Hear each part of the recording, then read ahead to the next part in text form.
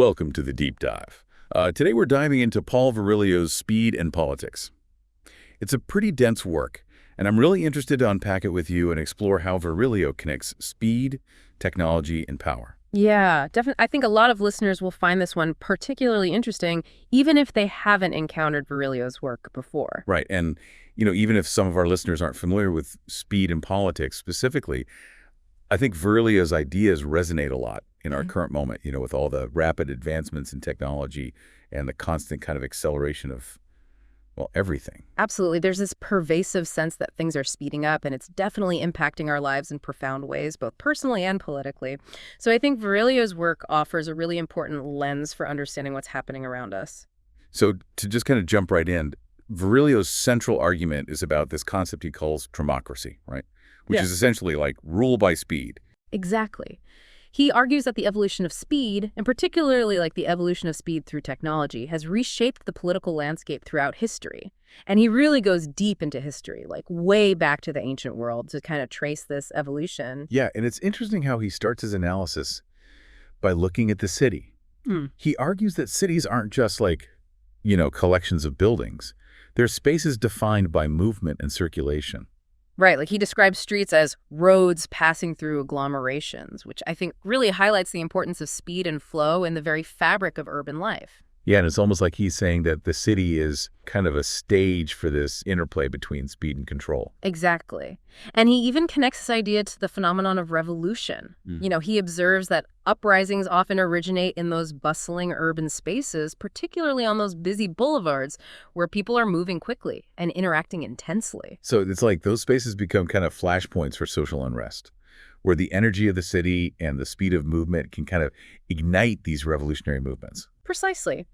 And Virilio even talks about the revolutionary contingent and how it expresses itself through speed disrupting the established order. It's fascinating how he connects these seemingly disparate things like urban planning and revolution through this lens of speed. It's one of the things that makes Virilio such a compelling thinker. Yeah. He's able to connect these seemingly disparate ideas and phenomena in ways that really illuminate the underlying forces at work. Yeah, so after examining the city, Virilio takes us even further back in time, looking at the development of fortified cities throughout history. Right, and he makes this really interesting argument about how these cities weren't just static enclosures. They were actually dynamic systems that were designed to regulate the flow of people and resources. So it's like those fortified cities were kind of early prototypes for the ways in which speed and movement would come to be controlled in the modern era. Exactly. And it's not just about controlling movement into and out of the city. It's also about controlling the movement within the city itself, Right. regulating the flow of goods, people, and information.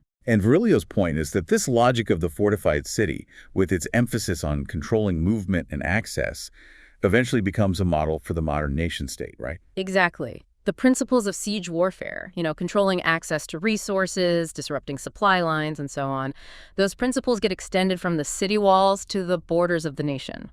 And this creates a whole new paradigm of power that's based on the control of speed and movement. So in a sense, the nation-state becomes a kind of macrocosm of the fortified city, with its own systems of borders, checkpoints, and surveillance technologies designed to regulate the flow of people and goods. Precisely. And this is where Virilio's concept of democracy really comes into focus. The control of speed and movement becomes a central feature of modern political power. But Virilio doesn't just stop at historical analysis. He brings it to the present, right? He goes on to examine how this dromocratic revolution, as he calls it, plays out in the modern world. And he uses the automobile as a really interesting example. Yeah, the automobile is a great example because it embodies this kind of duality of speed. On the one hand, it represents individual freedom and mobility, the ability to move around independently and explore the world. But on the other hand, it's also deeply intertwined with systems of control. Right. It's like the automobile both liberates us and constrains us at the same time. Exactly. And Virilio argues that the mass production of cars wasn't just a technological innovation, it was a social assault on space. It disrupted traditional urban structures and created a whole new landscape that's dominated by speed and mobility. And he suggests that this disruption wasn't accidental, right? It was actually a deliberate strategy used by governments to manage populations and to diffuse social unrest. Precisely. He argues that the automobile becomes a tool for both individual freedom and for social control, a paradigm paradoxical symbol of both liberation and constraint. It's a really thought-provoking idea. Yeah. And it makes you wonder about the ways in which our built environment shapes our behavior and our political possibilities. Absolutely. And I think it also raises questions about the unintended consequences of technological innovation.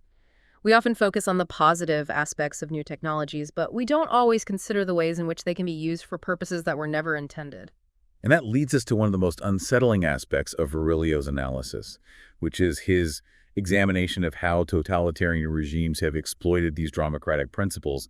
He cites examples like the Nazi Party's emphasis on building the Autobahn and developing the Volkswagen, and also the Khmer Rouge's forced marches as evidence of how speed and the control of movement can be used for really horrific purposes. Yeah, it's a really chilling part of his work, and I think his point is that totalitarian regimes instinctively understand the power of speed, not just as a means of physical control, but also as a way to control people's minds and disrupt the formation of those, collective identities. Right. It's about breaking down those bonds of solidarity and community that can lead to resistance.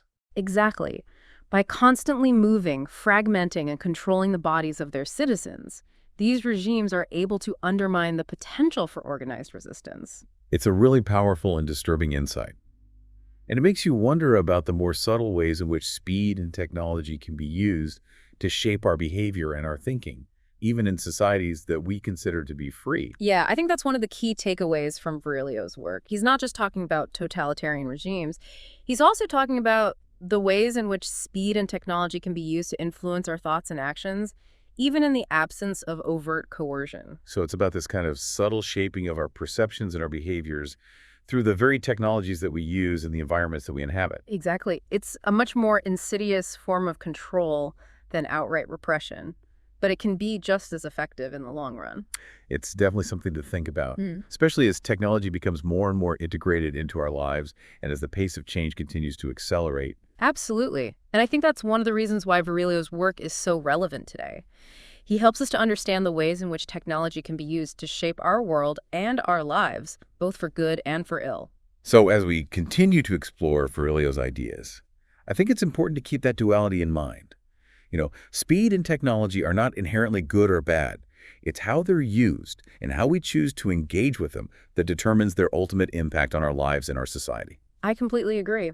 It's about being aware of the potential, both positive and negative, and making conscious choices about how we want to shape the future of our relationship with technology. And I think Virilio gives us some really valuable tools for thinking about those choices. So moving on, right? Virilio shifts his focus to the military arena, and specifically to the concept of the fleet in being, which is a naval strategy that prioritizes mobility, presence, and the ability to strike anywhere at any time. And he argues that this strategy represents a really fundamental shift in the way we think about warfare. Right. He argues that this shift marks a move away from traditional ideas about territorial conquest and towards a more fluid and dynamic form of warfare, where the goal is to control time and information rather than just physical space. So it's like this strategy is all about disruption and speed. The goal is to keep the enemy off balance and to prevent them from being able to effectively respond to your movements. Exactly. And Virilio calls this new kind of warfare the war of time, where the goal is to control time, to disrupt the enemy's decision-making processes, and to achieve victory through the control of speed itself. And he suggests that this shift from a war of space to a war of time is actually a reflection of the broader technological and social transformations that have been happening in the modern era, right? Like, he's arguing that advances in transportation and communication technologies have created a world where speed has become kind of the dominant factor, even surpassing the influence of ideology or geography. Exactly. He even talks about the end of geography, which is a pretty provocative idea. Basically, he's suggesting that speed has effectively erased those traditional geographical boundaries, creating a world where strategic advantage lies in controlling the flow of information and communication rather than simply controlling territory. It's a really fascinating idea, and it makes you wonder about the ways in which those traditional notions of power and sovereignty are being challenged in this new era of globalization and instant communication. Absolutely. And I think it also raises questions about the role of the state in a world where speed and technology have become such dominant forces.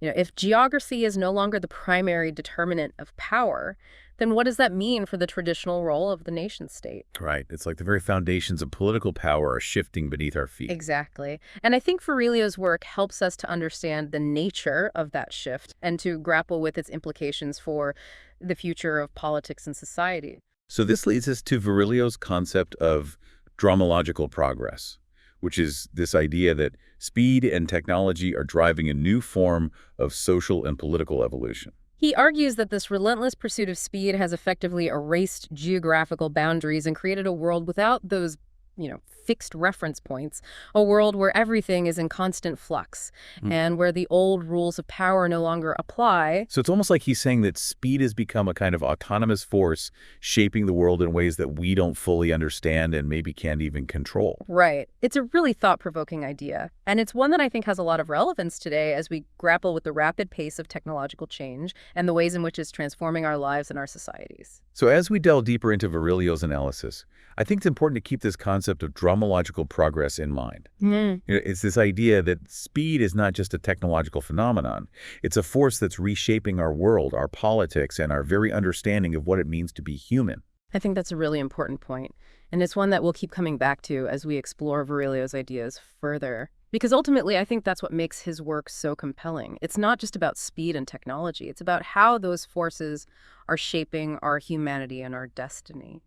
And that brings us to one of the most provocative and maybe even disturbing parts of Virilio's analysis, which is this concept of the boarding of metabolic vehicles. He uses this phrase to describe the ways in which human bodies have been treated as instruments or vehicles throughout history, often in the service of those in power. Yeah, it's a really striking image, and it's one that I think highlights the ways in which the pursuit of speed and efficiency has often come at the expense of individual well-being. Right. It's like our bodies become just another element in the machine to be optimized and exploited for their potential energy. Exactly.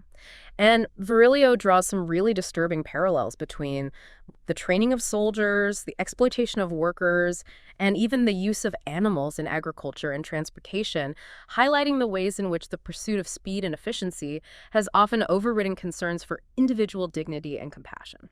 It's as though we become so focused on what our bodies can do that we've lost sight of their inherent worth and value as living beings. Precisely. And I think that's a really important critique of the modern world. We live in a society that often values productivity and efficiency above all else. And I think Virilio is reminding us that there's a human cost to that kind of relentless pursuit of progress. It's a really important point to consider, especially as we think about the ways in which technology is continuing to transform our relationship with our own bodies. Yeah. With the rise of bioengineering, genetic modification, and other forms of technological intervention, it's like the lines between the human and the machine are becoming increasingly blurred. Absolutely. And I think Virilio's work gives us a really valuable framework for thinking about the ethical and political implications of those developments.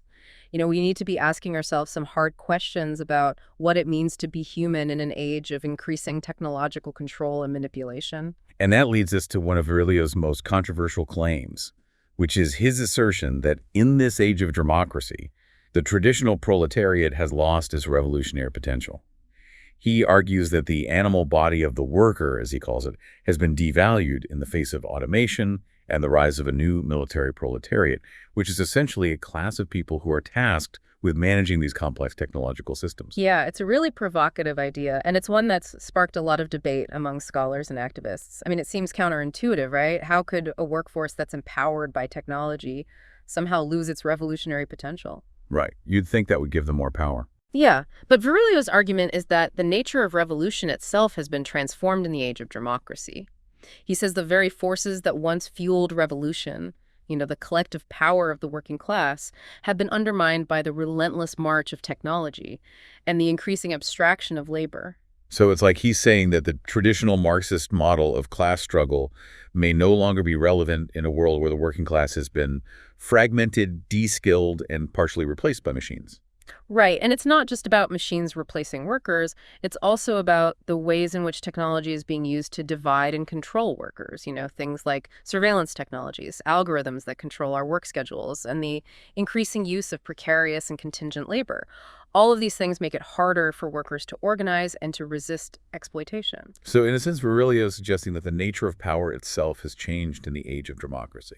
It's no longer just about controlling physical resources or means of production. It's about controlling information, speed, and the very flows of life itself. Precisely. And I think that's a really important insight because it helps us to understand why traditional forms of resistance may no longer be as effective as they once were.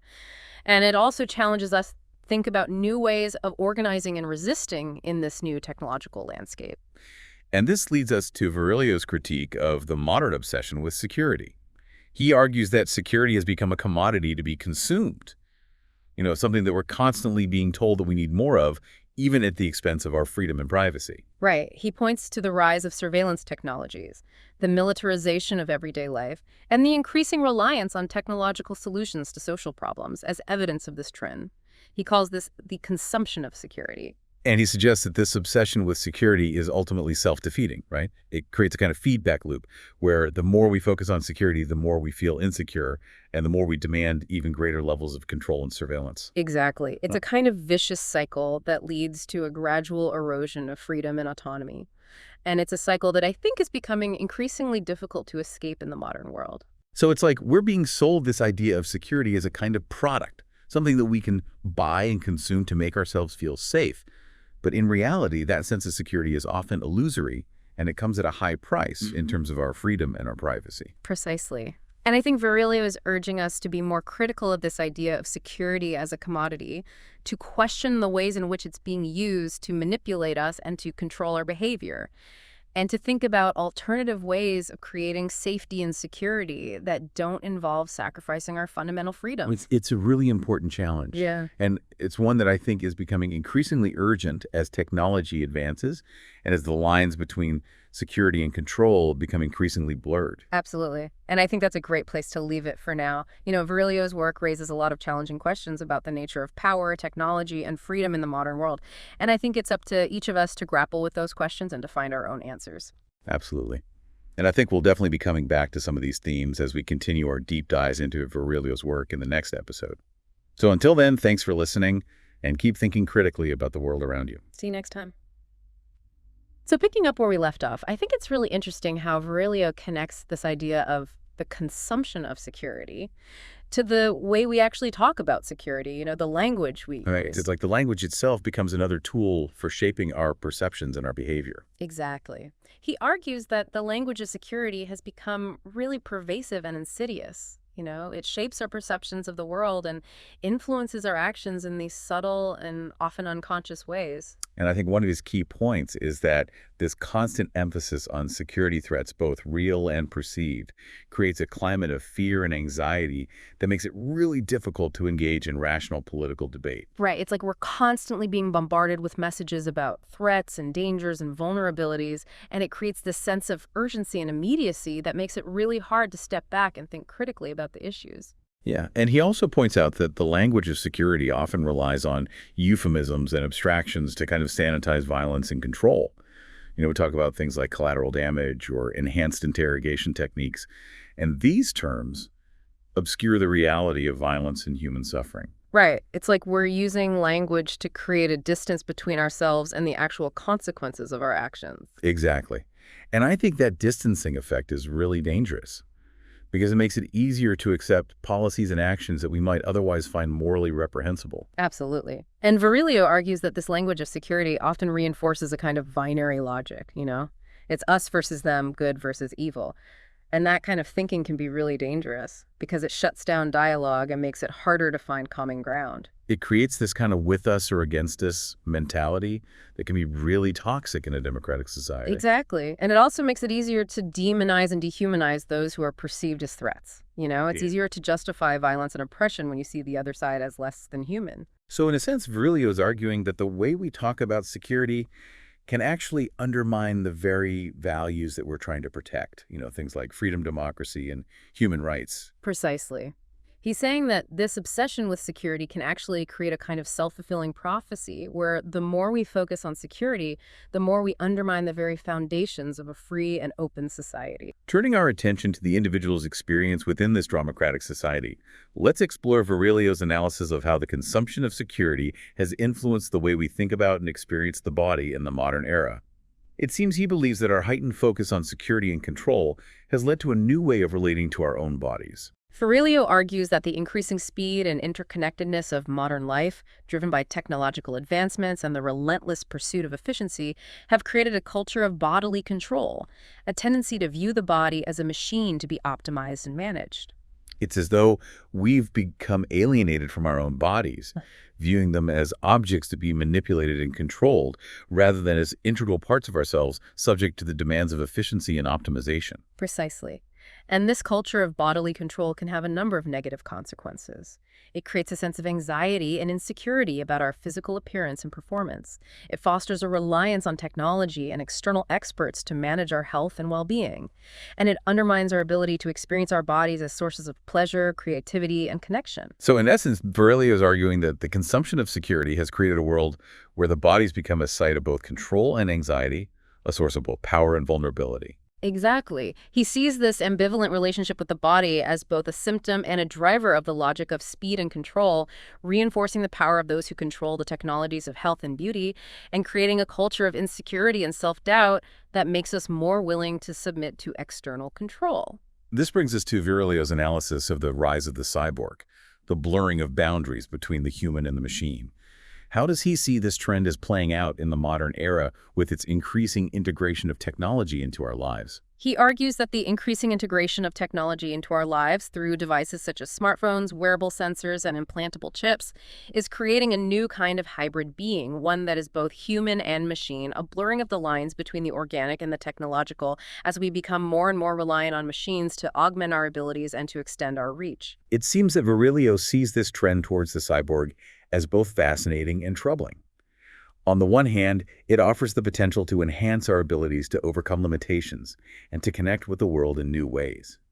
On the other hand, it also raises concerns about the erosion of human autonomy, the potential for technological control of the blurring of boundaries between the self and the other. Precisely. He urges us to be mindful of the ethical and social implications of this trend and to ensure that the development and use of cyborg technologies are guided by human values and aspirations rather than allowing them to be dictated solely by technological imperatives or the logic of speed and control. So in essence, Virilio is urging us to be cautious, but not dismissive of these technological advancements, to recognize both their potential benefits and their potential risks, and to engage in a critical and informed dialogue about how we want to shape the future of our relationship with technology. Exactly. It's about recognizing that we have choices to make about how we integrate technology into our lives, and to be mindful of the potential consequences of those choices, both for ourselves and for future generations.